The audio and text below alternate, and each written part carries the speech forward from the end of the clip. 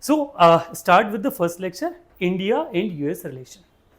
जब हम whenever we talks about international relation, सबसे पहला जो एस्पेक्ट आता है why it's so important.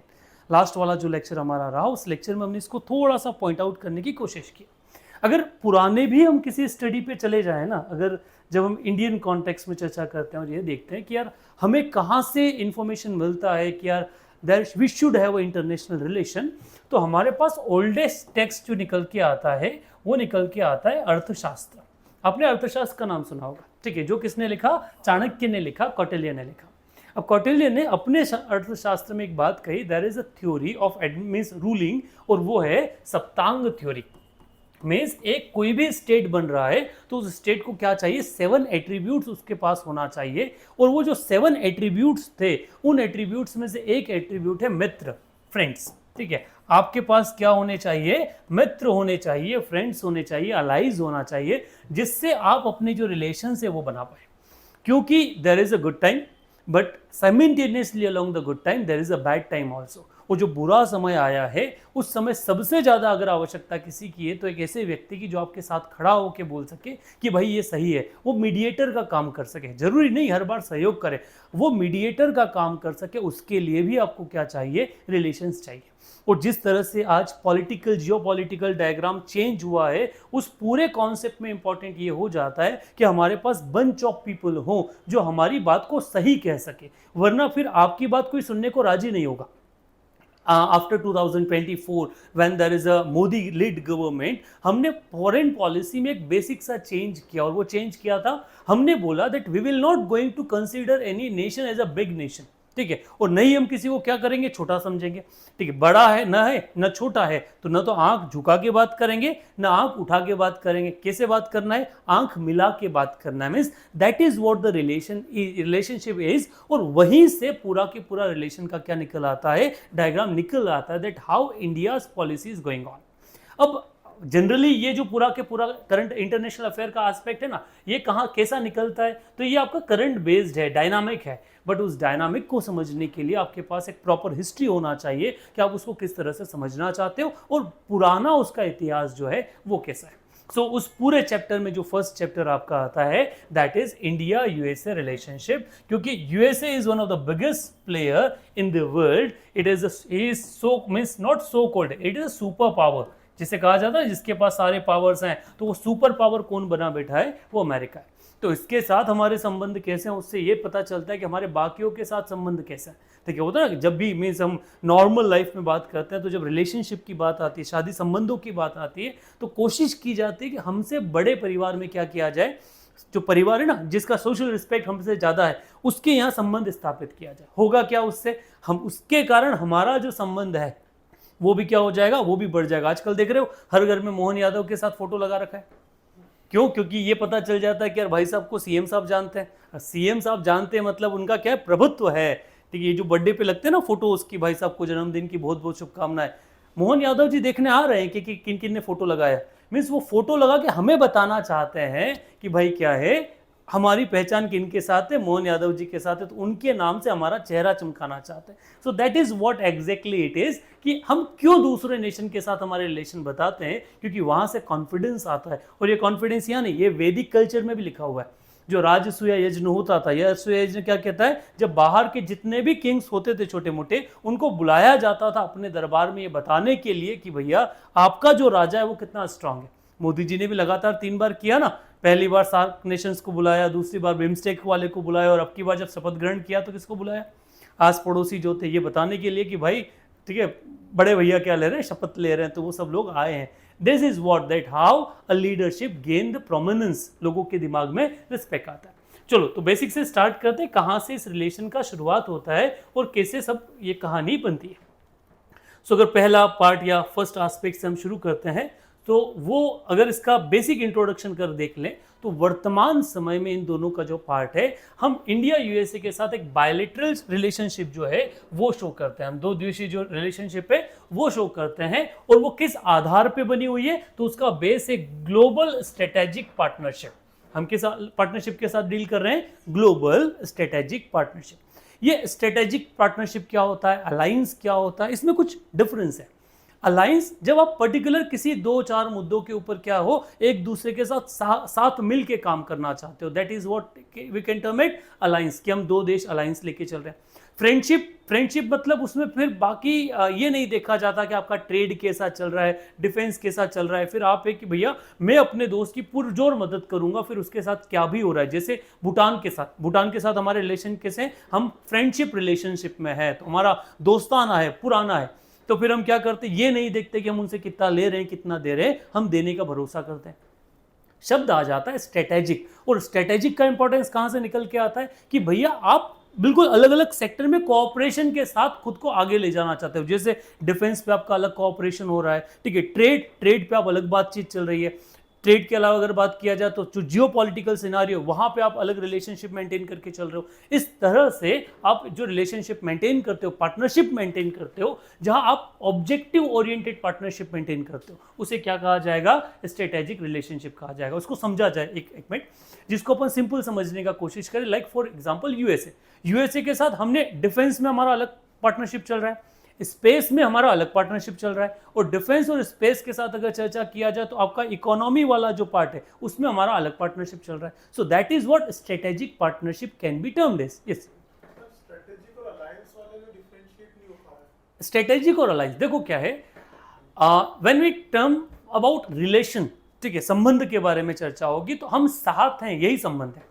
अब साथ किस आधार पे हैं, तो एक हो गया फ्रेंडशिप वाला जो मैंने बिल्कुल कैरेक्टराइज कर दिया, एक हुआ अलायंस। अलायंस का मतलब हो जाता है कि आप पर्टिकुलर, आपको बहुत ज्यादा डाइवर्स एस्पेक्ट पे नहीं जाना, आप सिंपल जैसे कि इंटरनेशनल सोलर अलायंस, ठीक, आपका एक अकेला मुद्दा है सोलर का मुद्दा, और उस पर क्या करना चाहते हो, आप काम करना चाहते हो, बाकी आपके देश में क्या चल रहा है, डिफेंस में, स्पेस में क्या चल रहा है, उन सब चीजों पे हम कोई मैटर नहीं रखने वाले। तो जहां स्पेसिफिक मुद्दे पे ही काम हो रहा हो वो क्या हो गया, दैट इज अलायंस। जब क्या हो गया स्ट्रेटेजिक पार्टनरशिप, मींस हम there is a phenomenal development of sectors, हम उन सेक्टर्स के आधार पे चीजों को कैरेक्टराइज करना चाहते हैं, तो वो जो पार्टनरशिप हो गया स्ट्रेटेजिक पार्टनरशिप। स्टिल अगर if there is a doubt I want to clear it, कि पॉइंट क्या आता है, अलायंस का मत मीन्स, लाइक फॉर एग्जांपल मैं बात करता हूँ वेनेजुएला के साथ, हमें और कोई रिलेशन नहीं रखना, हम चाहते हैं वो हमारा साथी बना रहे, संबंध बने रहे, किसके साथ में, कि हम सोलर पे काम करें तो भी हमारा साथी बने, ठीक, हम उसके साथ और कोई रिलेशनशिप नहीं चाहते, तो वो क्या हो गई, वो अलायंस हो गया। किस मुद्दे पे, इस पे हम बोलते हैं हम रामसर कन्वेंशन पे साथ है, एनवायरमेंटल मुद्दे पे साथ है, तो वो हमारा क्या हो गया, खाली अलायंस हो गया। हम एक ही मुद्दे पे, हम उसके बाकी चीजों में हमारा कोई इंटरफेरेंस नहीं। स्ट्रेटेजिक अलायंस मतलब हर मुद्दे पे, डिफेंस में हम साथ रहेंगे भाई, टेक्नोलॉजी में हम साथ में मिलकर ये वाला काम करेंगे, इकोनॉमी में हम साथ मिलकर ये वाला काम करेंगे। तो वहाँ स्ट्रेटेजिकली जब चीज़ों को डिज़ाइन किया जाए, और किस चीज़ को ध्यान में रखते हुए, जियोपॉलिटिकल सिचुएशन को ध्यान में रखते हुए, तो वो अलायंस क्या हो जाएगा, आपका स्ट्रेटेजिक अलायंस हो जाएगा। कहानी क्लियर है, समझ में आया, बढ़े आगे। अच्छा, हम क्या करते हैं, रेगुलरली मोमेंटम क्रिएट करके रखते हैं दो देशों के बीच में, हम डिफेंस एक्सरसाइज कर रहे हैं ना, हम टेक्नोलॉजिकल एक्सरसाइज कर रहे हैं, हम साथ ही साथ हमारा जो मीन्स जियोपॉलिटिकल में हमारा अलग अलग ऑर्गेनाइजेशन में जो प्रेजेंस है, हम उस प्रेजेंस पे भी काम करने की कोशिश किसके साथ कर रहे हैं, इंडिया मीन्स यूएसए के साथ, जिसमें आप क्या कह सकते हो, जिसको आप क्लासीफाई करना चाहो तो क्या है, हमारा ब्रॉड कोऑपरेशन है। किस बेस पे, एक तो मल्टी सेक्टोरल, जिसमें आपका आ गया covering the trade, investment, defence, security, education, science and technology, cyber security, high technology, civil nuclear energy, space technology, applications, space technology and applications, clean energy, environment, agriculture and health. So we are here with overall partnership on the strategic matter. Think is clear. तो ये हमारा एक history भी वर्तमान की क्या है, स्थिति है, हम इस पे काम कर रहे हैं। पर ये वर्तमान की स्थिति जो बनी ना, आज ये जो म्यूचुअल रिस्पेक्ट हम एक दूसरे के लिए देखते हैं, ये जो संबंध देखते हैं, रिस्पेक्ट देखते हैं, ये आसानी से नहीं बन पाए। देखिए ये बड़े है ना नानुकुर के बाद बने, बड़ी बेवफाइयों के साथ बने ना, इनमें काफ़ी कुछ झेला है हमने, जहाँ से शुरुआत में हुई है। सो स्टार्ट कहाँ से होता है इसका बेसिक अगर समझा जाए तो इसका जो स्टार्ट है वो स्टार्ट होता है from the year 1945 with the establishment of USA, United nation. अगर मैं इसको खाली इंडिया के साथ के जो चेंजेस है जिस कारण से हम आपस में क्लोज आए। कई बार तो ना संबंध बने क्यों, तो क्योंकि जो पैरामीटर्स आसपास की जो कंडीशंस थी उन कंडीशंस ने प्रेशराइज किया कि हम क्या है साथ आए। वही हमने कहाँ भी देखा, इंडिया और यूएसए के रिलेशन में भी देखा। अगर बेसिक से स्टार्ट करें तो ये हुआ 1945 का जो टाइम था, उस 1945 के टाइम पीरियड में आपका जो सेकेंड वर्ल्ड वॉर है वो वर्ल्ड वॉर खत्म हुआ और उस वर्ल्ड वॉर के बाद में यूनाइटेड नेशंस का स्टैब्लिशमेंट हुआ। यूनाइटेड नेशन का स्टैब्लिशमेंट इस ऑब्जेक्टिव के साथ किया गया कि हम आने वाले टाइम पीरियड पे वर्ल्ड में क्या मेंटेन करके रखेंगे, पीस जो है वो मेंटेन करेंगे। हम पीस एंड हार्मोनी को मेंटेन करते हुए आने वाले टाइम पीरियड में ऐसा फिर से कोई वॉर जैसी सिचुएशन ना आए, वर्ल्ड वॉर जैसी सिचुएशन ना आए, उसके लिए हम यूनाइटेड नेशंस में काम करेंगे। बट जब यूनाइटेड नेशंस बना ना तो इसमें ग्रुपिज्म का स्टार्ट हो गया और उस ग्रुपिज्म में दो ग्रुप बन के आए। एक ग्रुप का नाम था that is United states of America, जिसे हम यूएसए कहते हैं, और सेकेंड जो ग्रुप था उस ग्रुप का नाम था यूएसएसआर, ठीक है, union of Soviet socialist republics, ठीक है, जो रशिया से निकल के आता है तो उसका क्या है, उसका यूनियन। तो ये दो ग्रुप बन के किस में आए, इस यूनाइटेड नेशन के स्टैब्लिशमेंट के साथ। सारी चीजें नॉर्मल है, दो ग्रुप बन चुके हैं। अब उसी बीच में उसी दौरान वही जो डिकेड आया, उस डिकेड में एक और इंस्टांस हुआ। अभी हम फाउंडिंग मेंबर है यूनाइटेड नेशंस के, हम क्या है यूनाइटेड नेशंस के स्थापक सदस्य हैं, बट कैसे इंडिपेंडेंट नहीं है। हमारे लिए डिसीजन कौन ले रहा है, हमारे लिए डिसीजन ले रहा है ब्रिटेन, और हम क्या हैं, तो हम इंडिया नहीं है, हम ब्रिटिश इंडिया है। 1945 में हमारा नाम क्या है, हमारा नाम ब्रिटिश इंडिया है। हम अगर यूनाइटेड नेशन के फाउंडिंग मेंबर है तो हम इंडिपेंडेंट नहीं है। हमारा फॉरेन पॉलिसी कौन डील कर रहा है, जो यूके है, यूनाइटेड किंगडम, ब्रिटेन, वो हमारी पॉलिसी को लुक आफ्टर कर रहा है। तो 1945 में हम ब्रिटिश इंडिया के तहत काम कर रहे थे। Later on, after establishment of United Nation and the global pressure and the local pressure of the indigenous people of India, हम 1947 में क्या हुए, आजाद हुए। सो इंडिया ने क्या किया, खुद का इंडिपेंडेंस जो है वो इंडिपेंडेंस डिक्लेयर हो गया। जब हम बाजार में अकेले आए और बाजार में दो ग्रुप थे, एक थे यूएसए और दूसरा था यूएसएसआर, तो दोनों हमारी तरफ नजर घुमा के देख रहे थे कि ये किस बस में चढ़ेगा, या तो वो यूएसएसआर की बस में चढ़ेंगे या फिर कहाँ जाएंगे, यूएसए है उसके साथ जाएंगे। और ये वो दौर था, ठीक है, 1947 से, कई लोग 1947 कहते हैं, कई 45 कह देते हैं, कई लोग 49 कहते हैं, कोई लोग 50 कहते हैं। ये एक दौर था जब इन दोनों पावर के बीच में, एक तरफ यूएसए और दूसरी तरफ जो यूएसएसआर था, इन दोनों के बीच में एक वॉर स्टार्ट हुआ जिसे हम कोल्ड वॉर कहते हैं।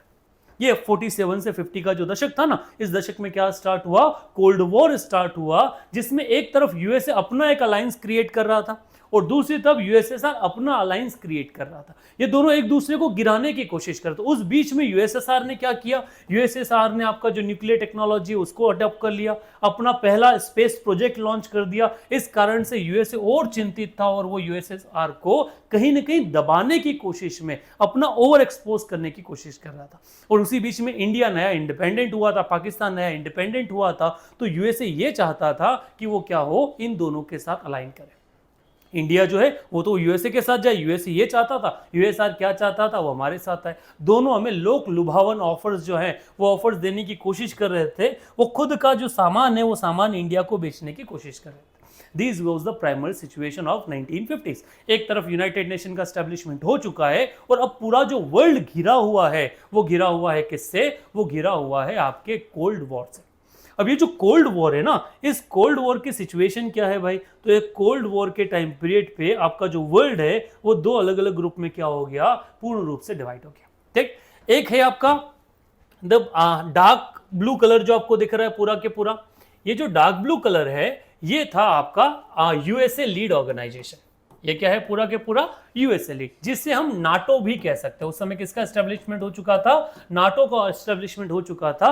जो नाटो अभी रशिया और यूक्रेन युद्ध का कारण बना हुआ है, वो नाटो का जन्म कब हुआ, इसी दौरान हुआ। ठीक है, नॉर्थ अटलांटिक ट्रीटी ऑर्गेनाइजेशन, क्या नाम है इस ऑर्गेनाइजेशन का, नॉर्थ अटलांटिक ट्रीटी ऑर्गेनाइजेशन, जो एक मिलिट्री ऑर्गेनाइजेशन है जिसका मानना है कि हम एक दूसरे के नेशन के इंटरेस्ट को क्या करेंगे, प्रोटेक्ट करने की कोशिश करेंगे। और ये क्यों बना था, क्योंकि यूएसएसआर अपना क्या कर रहा था, एक्सपांशन कर रहा था। जो डार्क रेड कलर में आपको दिख रहा है ये पूरा के पूरा क्या है, ये ग्रुप है यूएसएसआर का।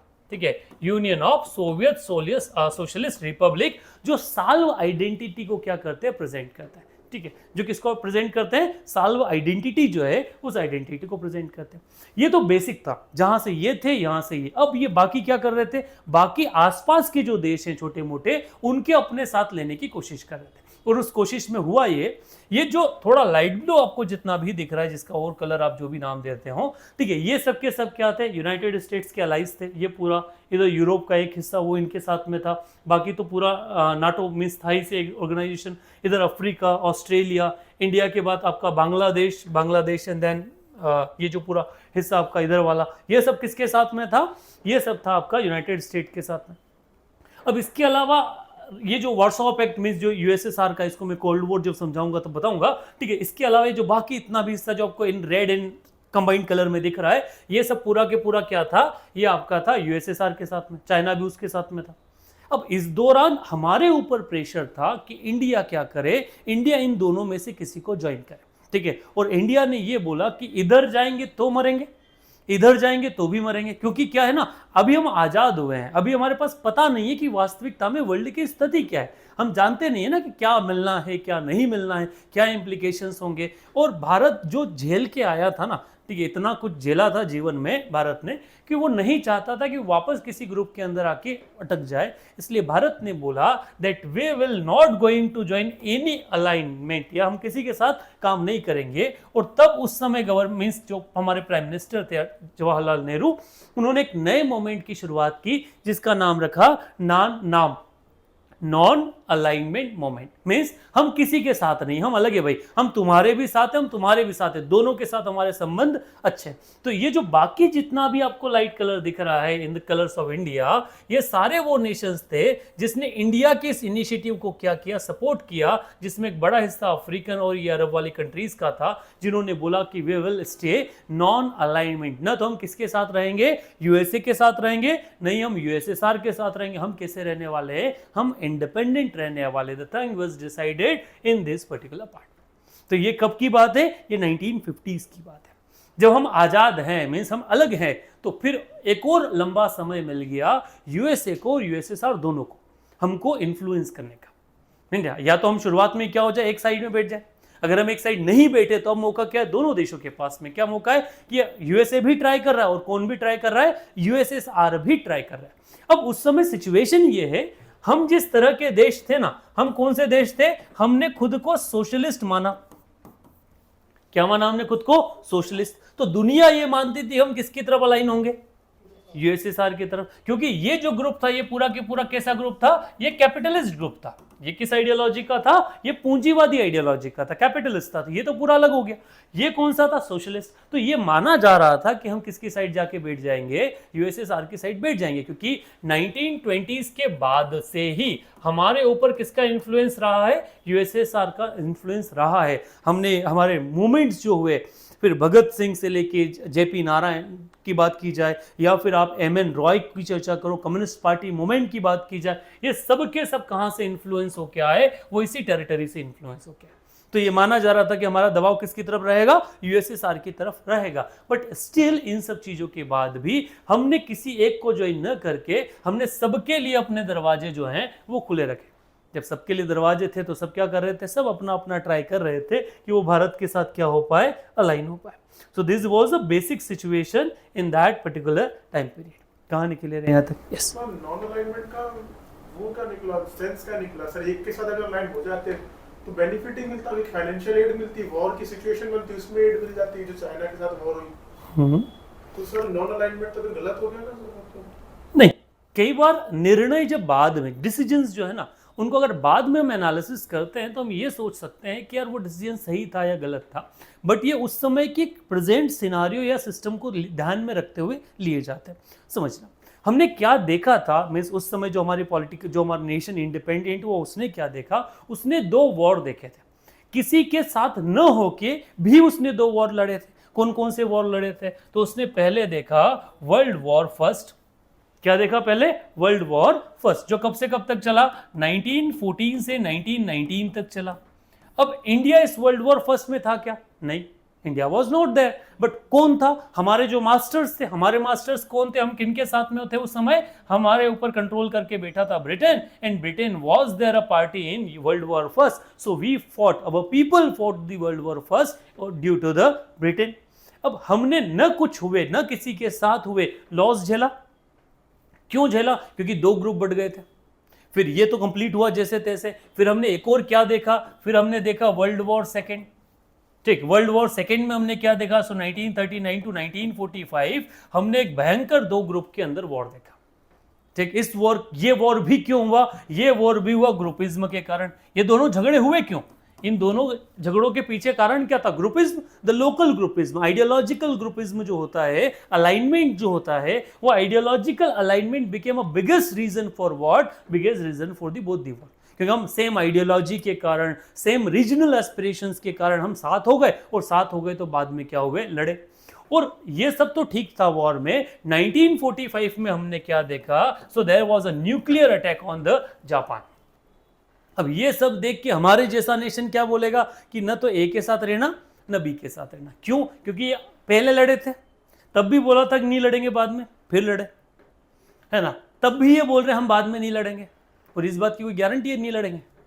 ठीक है, ये तो लड़ेंगे। और अगर हम एक के साथ रहे तो हम न चाहते, हम तो वॉर के खिलाफ है ना। हम कौन सी आइडियोलॉजी के हैं? हम तो गांधीयन आइडियोलॉजी को फॉलो करते हैं। We are against the war. हम अगेंस्ट द वॉर होकर भी अगर हम किसी ग्रुप के साथ जुड़ गए तो हमारे साथ क्या होगा? We will be in the war. और उसका रेसिप्रोकेशन किसको भी देखना पड़ेगा? इंडिया को भी झेलना पड़ेगा। अगर यूएसए, और ये पता था, हर व्यक्ति जान रहा था कि यूएसए और यूएसए साथ लड़ेंगे, आज लड़े कल लड़े, आज लड़े कल लड़े, ये माहौल हमेशा चल रहा था। तो उस समय हम उस स्थिति में नहीं थे कि हम किसी एक ग्रुप को सेट कर सके, और हम चाहते भी नहीं थे कि हम उस वर्ल्ड वॉर का हिस्सा बने, क्योंकि हमने लगभग वो जो जनरेशंस थी उनकी पीढ़ियों ने गुलामी देखे थे। तो पहली बार तो आज़ाद हवा में, खुली हवा में सांस लेने का मौका मिला था, और उस बीच में भी अगर किसी एक के साथ मिल के, ठीक है, अगर घुटने फुड़वाने ही थे तो कोई मतलब निकलता उस चीज़ का। तो बस उस कारण से ये हुआ कि भैया हम किसी भी पार्टी के साथ क्या नहीं करेंगे? कोई भी अलाइनमेंट नहीं करेंगे। Question is clear? Anything else? बाकी कोई डाउट है? डाउट पूछना अच्छी बात होती है। ठीक है, हम पूछ सकते हैं अगर हमारे दिमाग में डाउट ये बताता है कि हमें समझ में आ रहा है। उसके अलावा कोई मतलब नहीं। मैं कैमरे को पढ़ाऊँ, आपको पढ़ाऊँ, बात क्या हो जाती है? बराबर हो जाती है।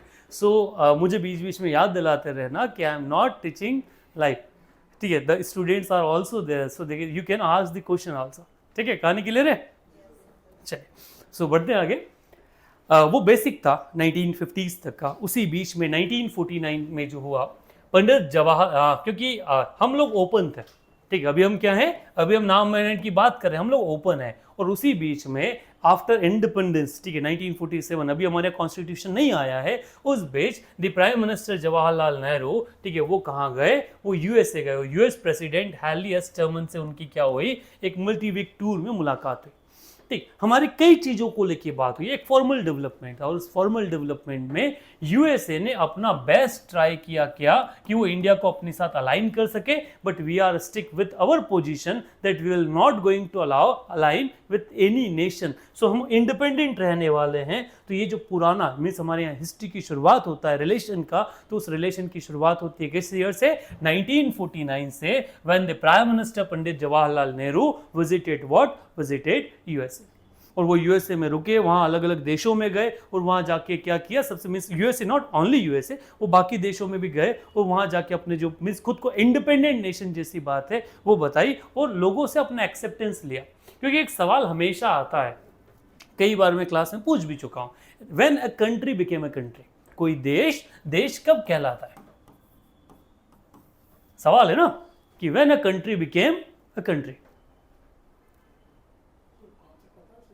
इनको पता है when a country became a country? Sir, जहाँ वहाँ उनकी डेमोक्रेसी, उनकी पर्टिकुलर गवर्नमेंट पता है? Yes ma'am, when a country became a country?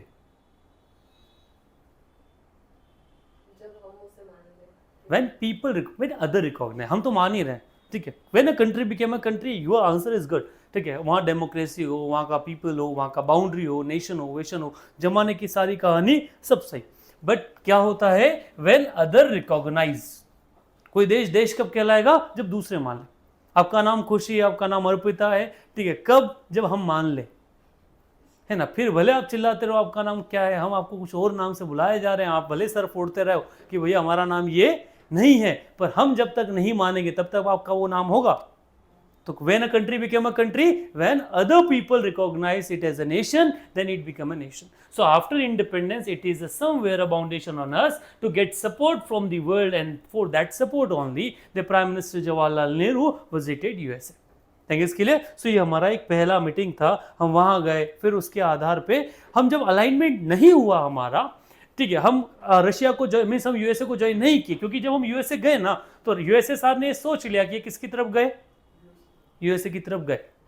पर जब खबर में अखबार छपी कि हम वहां जाके भी उनके नहीं हुए, तो एक उम्मीद किसके मन में भी जागी, एक उम्मीद मन में जागी आपके यूएसएसआर के भी, और उन्होंने बोला कि यार अब हमारे साथ भी मौका है, इनकी तो बात बनी नहीं।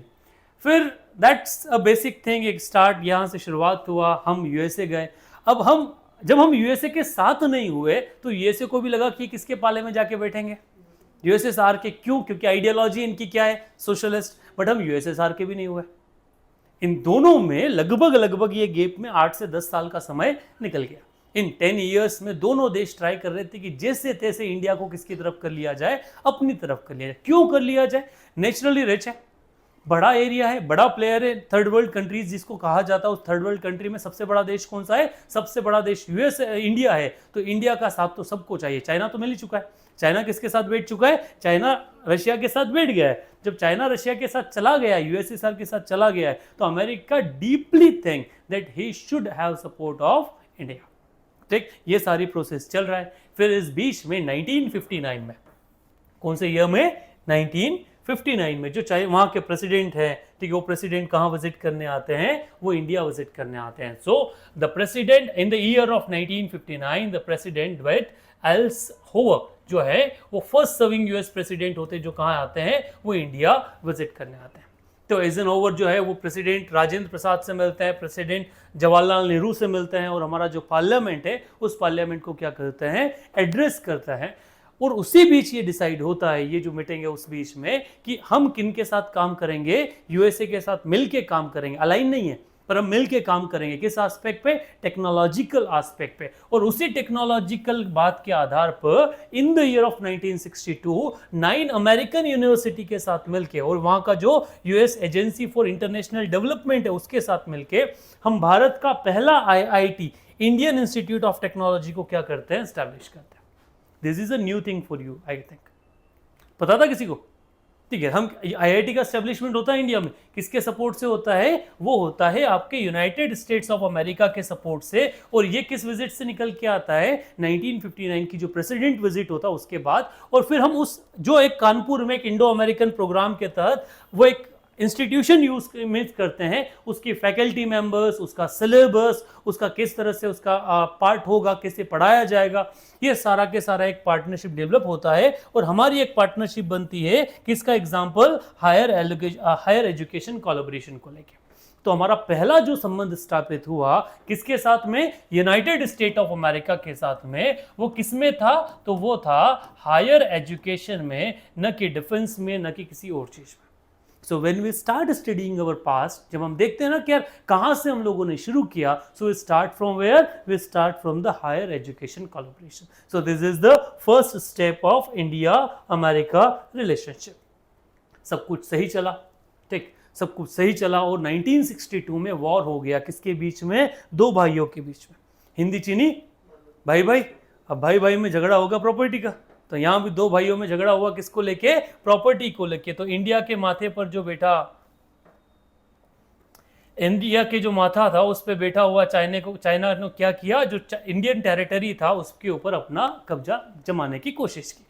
इश्यूज क्या थे, क्यों था, क्यों वॉर हुआ, ये सब के सब एस्पेक्ट इंडो चाइना जब पढ़ने वाले हैं तब देखेंगे कि ये वॉर हुआ क्यों। जब नारे लगा रहे थे हिंदी चीनी भाई भाई, तो फिर ये भाई भाई झगड़े क्यों? तो वो पूरा एस्पेक्ट इंडो चाइना रिलेशन में। 1962 में जब वॉर हुआ तब इंडिया ने किससे अप्रोच किया? अमेरिका के साथ अप्रोच किया, ठीक है। इंडियन जो प्राइम मिनिस्टर वो अमेरिका विजिट किए, और अमेरिका इंडियन की रिकमेंडेशन पे जो वॉशिंगटन था, उन्होंने इंडिया को सपोर्ट करते हुए जो मैकमोहन लाइन है उसी को इंटरनेशनल बॉर्डर रिकॉग्नाइज कर लिया। जो अभी थोड़ी देर पहले मैंने आपसे बोला था ना, कोई देश देश कब कहलाता है, ठीक है, हम दोनों के बीच में एक कोई बात हुआ, मीन्स पॉइंट हुआ है कि हम दोनों के बीच में ये बंटवारे वाली लाइन है, ये लाइन कब मान्यता रखेगी, जब दूसरे बोले कि हाँ भैया यही लाइन है। सो हमारे पास कोई सपोर्ट तो था नहीं, हम किसके पास गए, यूएसए के पास गए, और यूएसए ने क्या किया, हमें सपोर्ट देने की बात की कि भैया हाँ आप ही का मैकमोहन लाइन जो है वही आप दोनों के बीच में फाइनल लाइन है, और उन्होंने एयर असिस्टेंस और आर्म भी क्या करना शुरू किए, प्रोवाइड करना शुरू कर दिया। So till 1962 we are very close with America, we are not align with America but very close with America. तो हमने 1962 के वॉर में अमेरिका की तरफ से हमें क्या मिले, आर्म्स भी मिले और एयर सपोर्ट जो है वो भी मिला 1962 में, ठीक है, सब कुछ अच्छा था। अमेरिका ने अपनी सारी दोस्ती वफा जितना भी हो सकता था सब कुछ निभाया भारत के लिए। पर भारत ने क्या किया, जब 1962 में हमारा पाकिस्तान के साथ वॉर हुआ, चाइना से हम थोड़े कमजोर थे ना, तो हमने मदद मांगी, पाकिस्तान से हम कमजोर नहीं थे, तो हम किसी के साथ 1965 में मदद मांगने गए नहीं, हमने खुद ने किसको हरा दिया, पाकिस्तान को हरा दिया। और जब समझौते की बात आई तो हमने मीडिएशन किससे करवाया, यूएसएसआर से।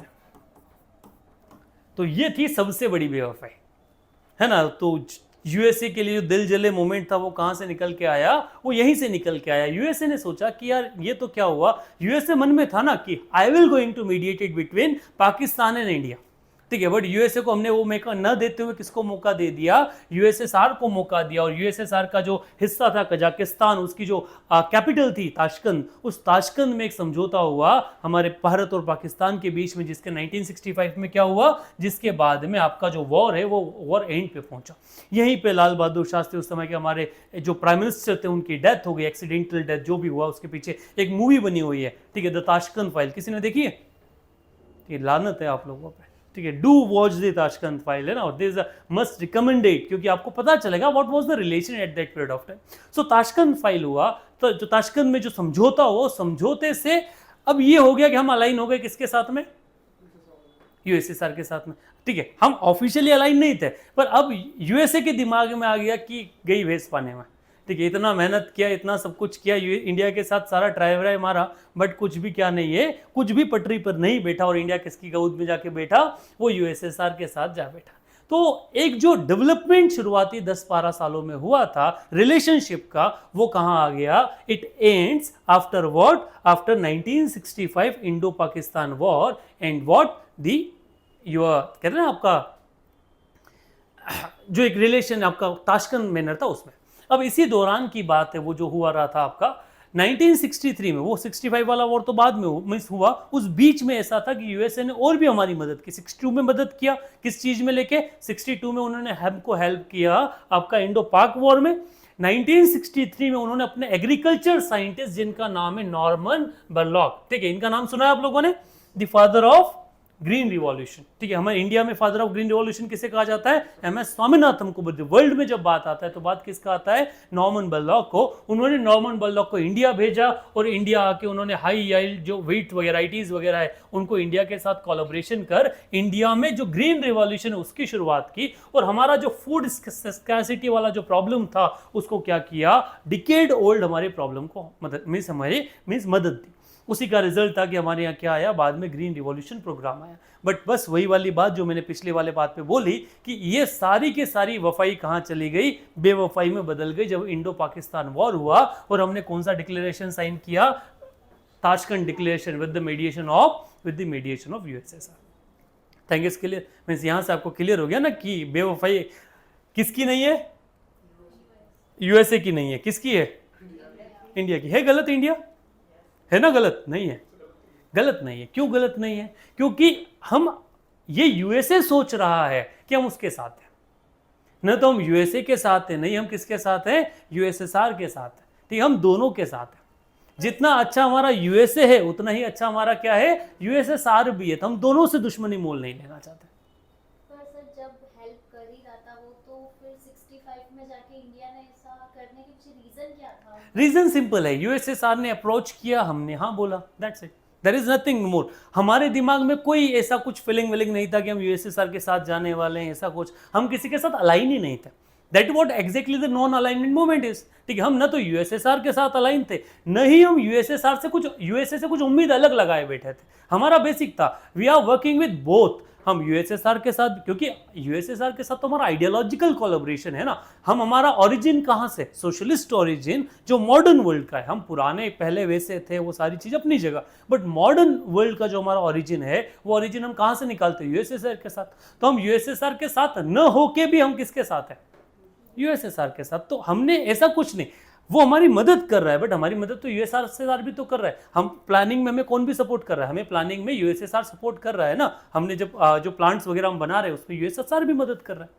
तो ऐसा नहीं था हमें, अच्छा यूएसएसआर के साथ हमारे रिलेशन ऐसा नहीं कि बाद में चालू हुए, ठीक है, this is not the mark कि हम यूएसएसआर के साथ हमारा रिलेशन शुरू हुआ है। जब हम यूएसएसआर के साथ हमारा रिलेशन पढ़ेंगे तो हम 1920s से पढ़ेंगे, इनके साथ तो और भी हमने कब से पढ़ना शुरू किया है ना। तो आप खाली एक पहलू देख रहे हैं, और एक पहलू पे आप इंडिया की बेवफाई को क्या नहीं कर सकते, जज नहीं कर सकते, आपको दूसरा पहलू देखना पड़ेगा, that how responsible USSR is towards India during all the process.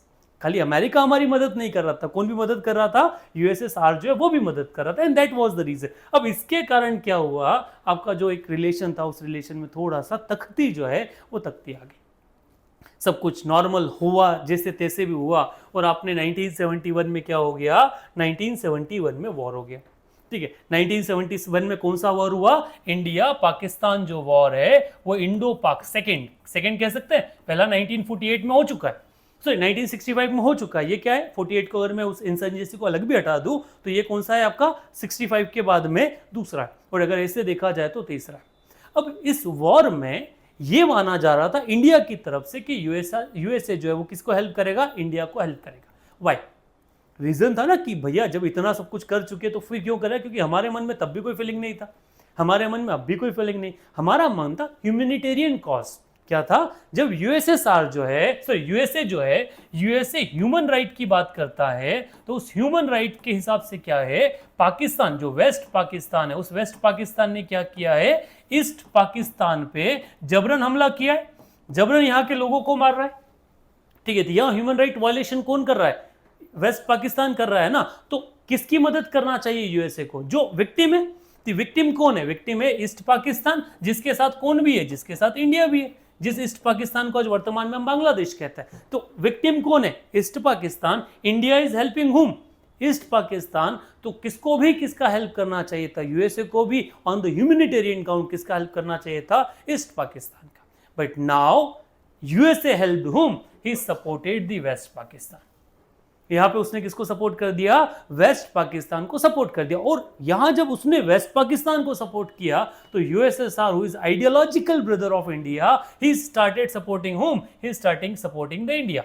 तो उन्होंने किसको सपोर्ट करना शुरू कर दिया, इंडिया को सपोर्ट करना शुरू कर दिया। तो वो जो अभी तक नॉन अलाइनमेंट मूवमेंट था, अभी तक जो कहते आ रहे थे ना हम किसी के साथ नहीं है, अब उस बीच में एक साथ बन गया, और हम किसके साथ अलाइन हो गए, हम यूएसएसआर के साथ अलाइन हो गए। और वही वो दौर था कि हमने यूएसएसआर के साथ एक 20 ईयर का क्या कर लिया, एक फ्रेंडशिप ट्रीटी जो है वो साइन कर ली कोऑपरेशन की यूएसएसआर के साथ। और इसी बीच चाइना और इसके साथ मिलकर कौन कर रहा था, यूएसए अपना एक अलायंस बनाए बैठा था। तो ये डिस्प्यूट जो कन्फ्लिक्ट है, वो कन्फ्लिक्ट जो लाइन है ना, जो थी ना बिल्कुल मुहिम सी थी कि हम इंडिया के साथ हैं या पाकिस्तान, हम यूएसए के साथ हैं या यूएसएसआर के साथ, वो अब थोड़ी सी गाड़ी हो गई किस वाले दौर में आके, 1971 के वॉर में आके।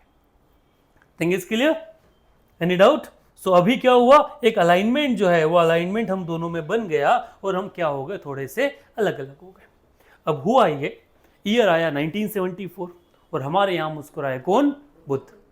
नाम सुना है, बुद्ध मुस्कुराए। 1974 में under the rule of Indira Gandhi, prime minister Indira Gandhi, we did what, we did the nuclear test. हमने क्या कर लिया, हमने न्यूक्लियर टेस्ट कर लिया, एंड वी अनाउंस कि हम क्या बन गए, एक न्यूक्लियर पावर बन गए। उस समय न्यूक्लियर पावर था अमेरिका, यूएसएसआर, ये दो लोग क्या थे, अमेरिका, यूएसएसआर और चाइना, तीन लोग न्यूक्लियर पावर बन चुके थे। हम कौन थे, हम चौथी पोजीशन पे आए जिसने क्या कर लिया, न्यूक्लियर पावर जो है वो जनरेट कर लिया। जब हमने न्यूक्लियर पावर ले लिया तो फिर अमेरिका को लगा कि यार ये गलत हो गया, ठीक है। वो अभी क्या है, 1971 में यूएसए जो है वो हमसे थोड़ा सा क्या चला गया, दूर चला गया। क्यों, क्योंकि हमने यूएसएसआर के साथ क्या कर लिया, एक friendship treaty, 20 years friendship treaty sign कर लिया। बट जब हमने न्यूक्लियर टेस्ट किया तो यूएसए को लगा कि ना ना ना ना, हम गलत दिशा में आ गए, हमको वापस किसके साथ जाना चाहिए, इंडिया के साथ जाना चाहिए। क्यों जाना चाहिए?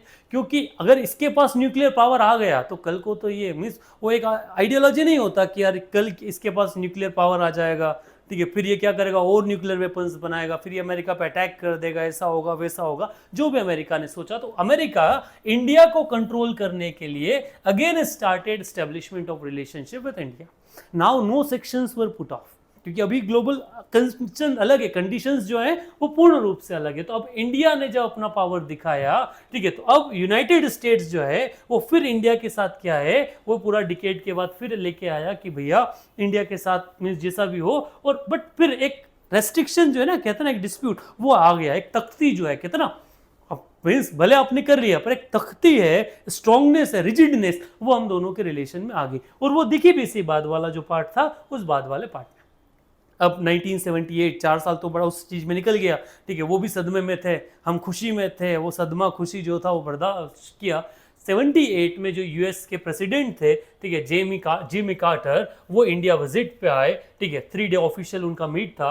इंडिया के जो प्रेसिडेंट थे नीलम संजीवा रेड्डी, उनके साथ उनका मुलाकात हुआ, प्रेसिडेंट मोरारजी देसाई के साथ मुलाकात हुआ, और वो पार्लियामेंट को मीन्स उन्होंने एड्रेस किया, और एक रिलेशनशिप वापस जो है वो डेवलप होना स्टार्ट हुआ। अब जिमी कार्टर पता है क्या लेके आए थे? जिमी कार्टर लेके आए थे कि हम इंडिया के साथ साइन करेंगे क्या, एनपीटी, नॉन पॉलिफरेशन ट्रीटी। क्या करेंगे जिमी कार्टर? क्या लेके आए? जिमी कार्टर अकेले नहीं आए, जिमी कार्टर अपने जेब में एक लिफाफा, एक लेटर जो है वो लेके आए, वो खत लेके आए, और वो खत किस चीज का था? Non proliferation treaty. क्या कहती है ट्रीटी?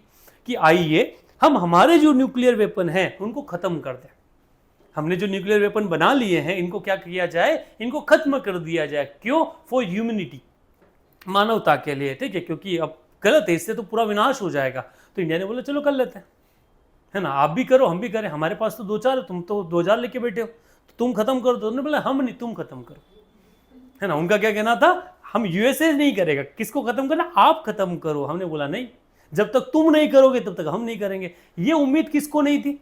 जिमी कार्टर को नहीं थी। ये उम्मीद यूएसए को नहीं थी कि इंडिया का जो रवैया होगा वो रवैया ऐसा होगा कि वो क्या साइन करने से मना कर देगा, वो नॉन प्रोलिफरेशन ट्रीटी जो है उसको साइन करने से मना कर देगा। तो भैया ये तो क्या हो गया, अलग हो गया। और India at last what, India refuses, है ना, वॉशिंगटन एंड्स और न्यूक्लियर असिस्टेंस तो डाले। पहले तो था कि चलो ठीक है भैया हम बढ़ेंगे आगे, साथ काम करेंगे, पर जब इंडिया ने रिजिडनेस दिखाया और एनपीटी को साइन नहीं किया तो जो कहानी मीन्स जिमी कार्टर जिस मूड से आए थे, ठीक है, उनके रसगुल्ले पच नहीं पाए, है ना, उनको दिक्कत हुआ उधर, ठीक है। अब क्या हुआ, अब वो गेम जो बनना था वो नहीं बन पाया, और अगेन जो रिलेशन में एक स्टेबिलिटी आना चाहिए था वो स्टेबिलिटी आते आते क्या हो गया, आते आते रह गया। Just because of what? Just because India refused to sign NPT. No, अच्छा, India is still not a signee of what? NPT. India ने अभी भी किसका साइन नहीं किया है? NPT का। अच्छा, पाकिस्तान कर रहा था, पर जब इंडिया ने नहीं किया तो पाकिस्तान क्या कर गया? पाकिस्तान भी रिफ्यूज कर गया। मतलब इंडिया का था कि पाकिस्तान करेगा तो हम करेंगे। नहीं, इसमें एक पॉइंट है दोस्त, ये एक जनरली पॉइंट है।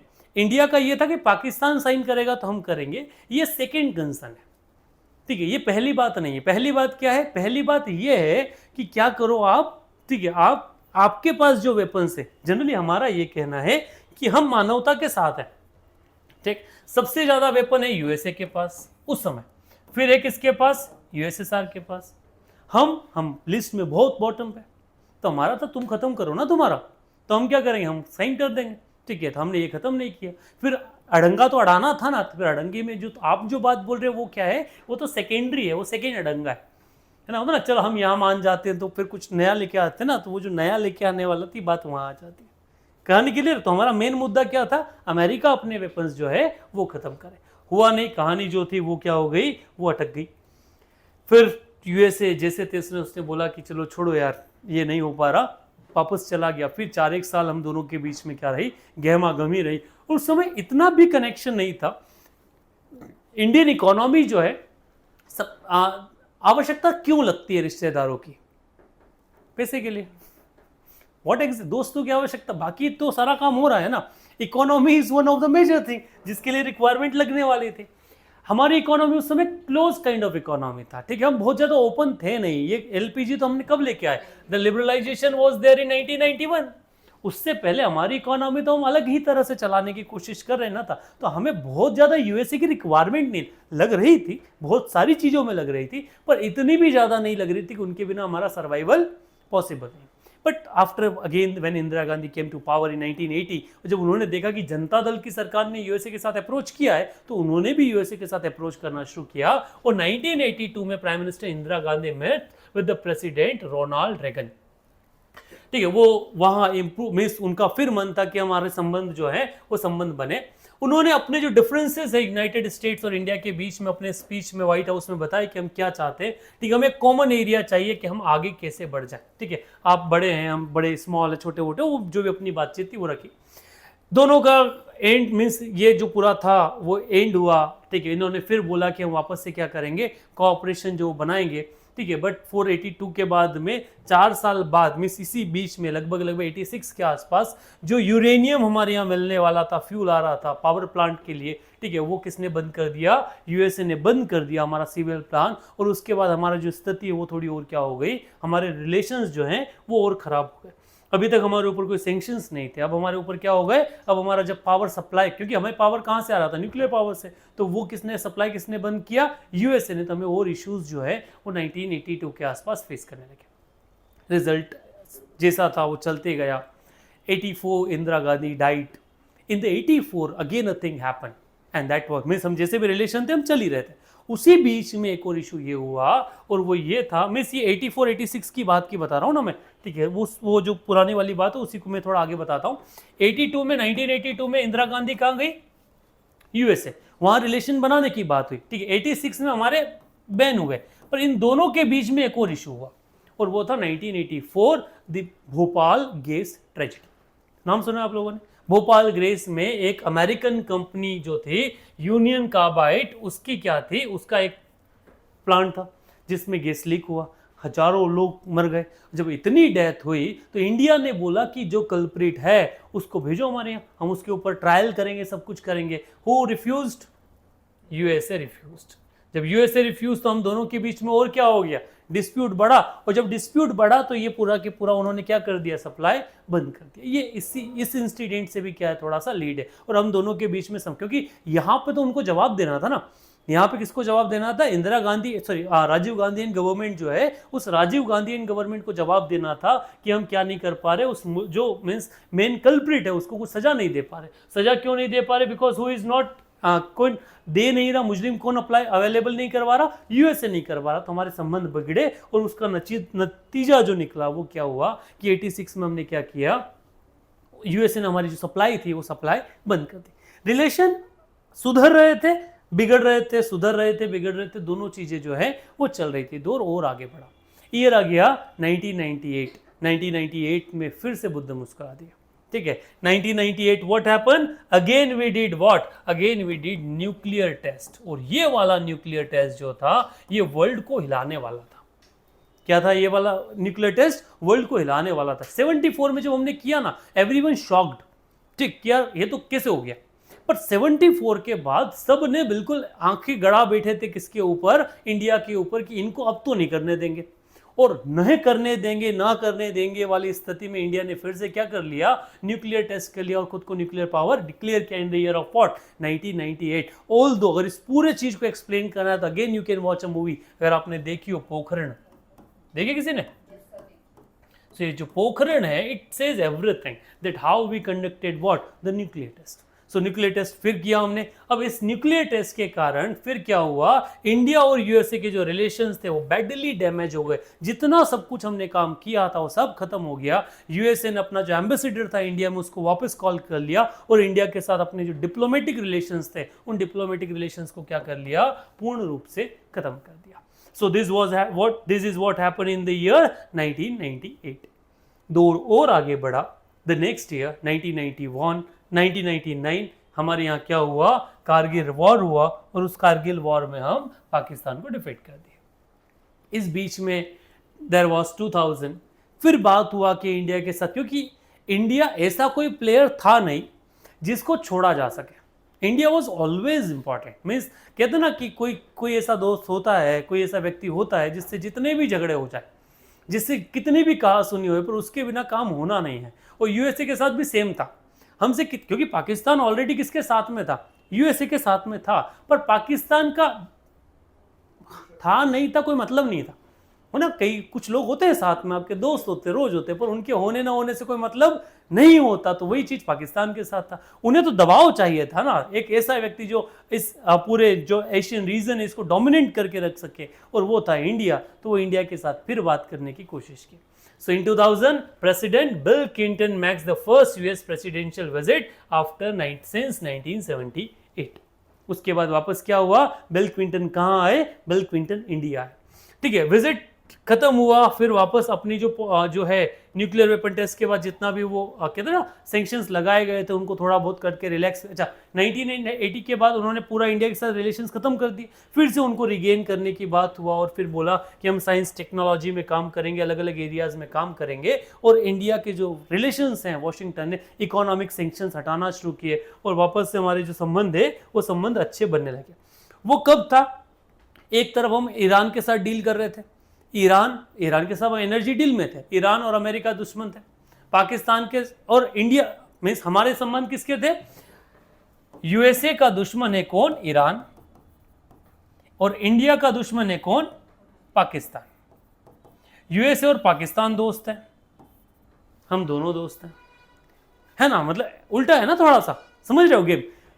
ईरान और यूएसए दुश्मन है, तो हम किसके साथ में रिलेशन बनाए बैठे, ईरान के साथ में। और पाकिस्तान और इंडिया दुश्मन है, तो यूएसए रिलेशन बना रखा है किसके साथ में, Pakistan.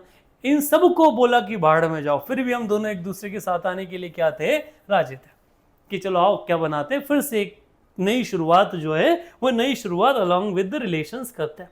So this was the स्थिति जो थी इन द ईयर ऑफ वॉर 2000। फिर 2001 प्रेसिडेंट जॉर्ज डब्ल्यू बुश, वो एडमिनिस्ट्रेशन ने इंडिया के जितने भी सैंक्शंस थे वो सारे सैंक्शंस हटाए। फिर उसके बाद जो चीज़ें हैं वो थोड़ी सी बदलना शुरू हुई, वापस हमारे रिलेशंस जो सुधरने शुरू हुए, और एक एक करके हमारे यहाँ जो रिलेशंस है उनको रिवाइव करने की कोशिश अटल सरकार में की जाने लगी। ये चीज़ बड़ी कब, मनमोहन सिंह सरकार जो था तब वापस से मनमोहन सिंह सरकार में हमारे फिर आपस में क्या होने लगे, डायलॉग्स बनने लगे, फिर से हमारे इकोनॉमिक रिलेशंस जो है वो रिवाइव होने लगे। और इस बीच में सबसे बड़ा जो काम हम लोगों ने किया वो था न्यूक्लियर डील, ठीक है, जो कब ओरिजिनेट हुई 2005 में।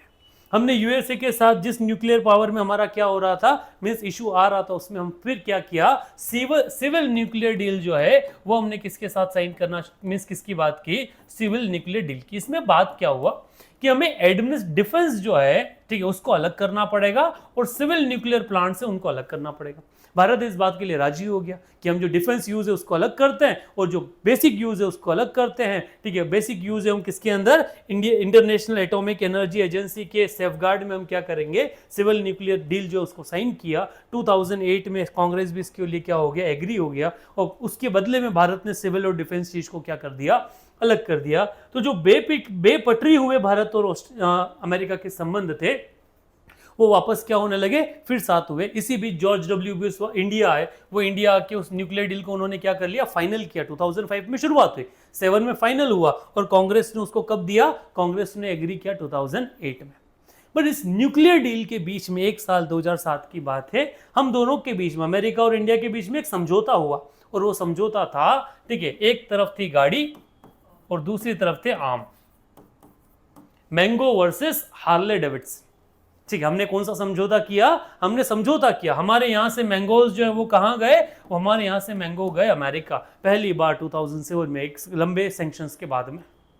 और उधर से हमने किसको मार्केट दिया, हमने जो अमेरिकन कार गाड़ी में जो मीन्स टू व्हीलर मेकर है हार्ले डेविडसन, उस हार्ले डेविडसन को इंडिया में आने का मौका दिया। अभी चला गया क्योंकि हमने खरीदी नहीं बहुत ज़्यादा, तो पिछले एक कोविड के समय ना, कोविड के समय हार्ले डेविडसन ने अपना पूरा वाइंड अप कर लिया। अच्छा, अभी वापस से हार्ले का शोरूम आ रहा है, Harley is align with Hero और हार्ले डेविडसन ने मिलकर वापस से गाड़ियां बनाना शुरू किए। They are now targeting the Royal Enfield, और अभी इसका शोरूम हमारे यहाँ देवास रोड पे आ रहा है ना, चिपड़ा वाला जो है उसी के पास में बन रहा है।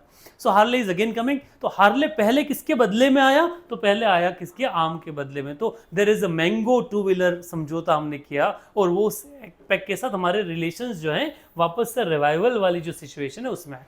2008 हमने क्या कर लिया, 2008 में हमने सिविल न्यूक्लियर डील जो है उसको साइन किया। उसके भी पीछे भी कई सारे जो ह्यूज एंड क्राई है वो ह्यू एंड क्राई इस बीच में हुए। So this was the first part कि हम इस स्थिति में पहुंचे। जैसे ही ये न्यूक्लियर डील साइन हुआ, इंडिया यूएसए के रिलेशन में एक नया हाइट जो है वो हाइट हम लोगों को देखने को मिला। ठीक है, so that's it for today's lecture. We will discuss it in another one. Yes, till now if anyone have any doubt can ask. China किस वजह से यूएसए का अलाइन नहीं हुआ? चाइना किस वजह से यूएसए का अलाइन नहीं हुआ, उसके पीछे रीजंस जो है, अगर मैं इसको एग्जीग्रेट करके अपन बहुत एक जनरली जब मैं चाइना समझाऊंगा तो और भी बहुत सारी चीज़ें बताऊंगा। पहला, चाइना जो है वो है कम्युनिस्ट कंट्री कंप्लीटली। ठीक, यूएसए जो है वो क्या है, कैपिटलिस्ट कंट्री। अब ये जो कम्युनिस्ट आइडियोलॉजी है इसकी माए बाप है सोशलिस्ट, और वो कहां से निकल के आता है, यूएसएसआर से। ये जो कम्युनिस्ट आइडियोलॉजी ये सोशलिज्म से तो निकल के आई है। तो अब इनका माए बाप कौन है, तो ये तो ऑलरेडी किसके साथ अलाइन है, समझना, आइडियोलॉजिकल किसके साथ अलाइन है, यूएसएसआर के साथ।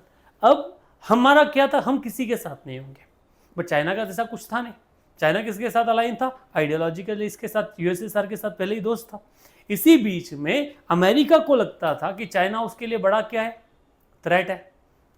अमेरिका को क्या लगता था, चाइना उसके लिए क्या है, थ्रेट है। क्योंकि ये जो पूरा के पूरा उस समय सिचुएशन चल रहा था, जब माओ का जो मूवमेंट चल रहा था, माओइज्म वाला, उस बीच में ये सब कंसर्न था कि वो कैपिटलिज्म के बिल्कुल खिलाफ है। तो दोनों के बीच में कोई संबंध बनने नहीं है।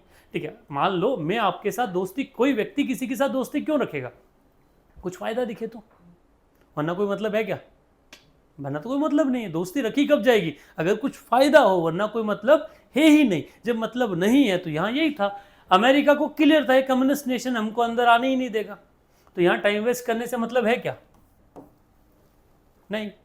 सेम इनका भी क्लियर था हम किसके साथ नहीं जाएंगे, अमेरिका के साथ जाएंगे ही नहीं, क्योंकि वो कैपिटलिस्ट है। हम किसके साथ अलाइन होकर काम कर लेंगे, यूएसएसआर के साथ। तो सर जैसे स्टेट की आइडियोलॉजी कुछ भी, उससे फर्क क्या पड़ रहा है, इकोनॉमी तो अपने हिसाब से चलाएगा ना, उसको क्या मतलब सामने नहीं दोस्त, समझना होता है ना, आज why USA, why Germany, why Japan, ठीक है, ये सब इंडिया के साथ इतना अच्छा क्यों बरतने की कोशिश करते हैं, Indo Pacific region, no market, we 140 crore people, हम सब लोग जो है ना हमारे कारण, इसके अलावा कुछ नहीं।